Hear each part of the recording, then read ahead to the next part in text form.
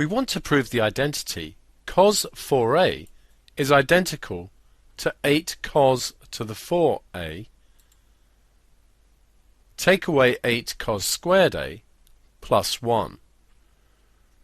Let's start off by writing cos 4a as cos of 2a plus 2a.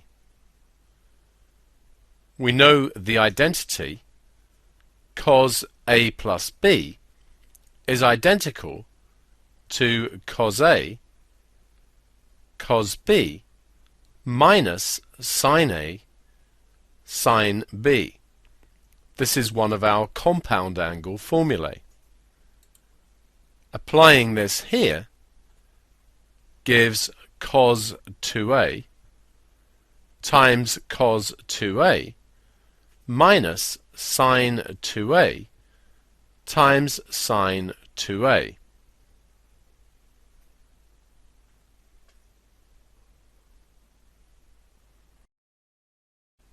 We now know that cos 2a can be either cos squared a minus sin squared a, or 2 cos squared a minus 1, or 1 minus 2 sin squared a. If we look at the expression we're proving, it only contains powers of cos, so it makes sense to choose this one. Sin 2a has no choices and is just 2 sin a cos a. Substituting in here, cos 2a is 2 cos squared a minus 1, and again, and each of the sin 2a's is 2 sin a cos a.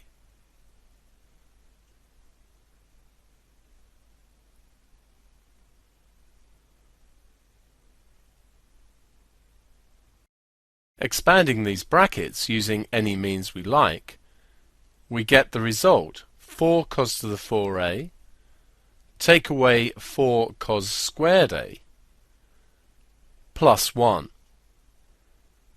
For these brackets we'll get 4 sin squared a and cos squared a.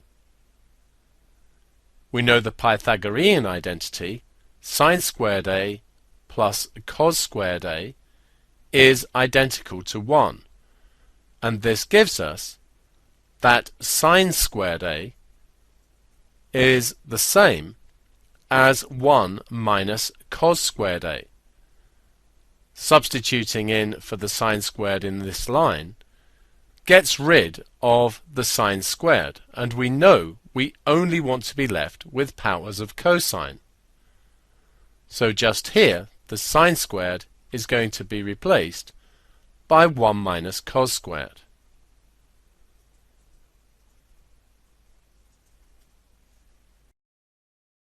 So we get 4 cos to the 4a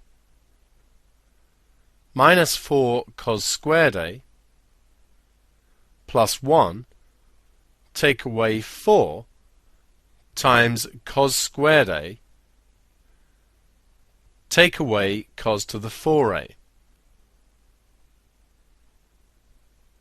And this gives us 4 cos to the 4a, take away 4 cos squared a, plus 1, take away 4 cos squared a, plus 4 cos to the 4a. We have 4 and 4 cos to the 4a's, which is a total of 8, and minus 4 and minus 4 cos squared a's, which is minus 8 cos squared a, and the plus 1. So we've got to the right hand side and proven our identity. But note how many different identities we needed to do this problem. This is why it's so important that you know them rather than just look them up in the formula booklet.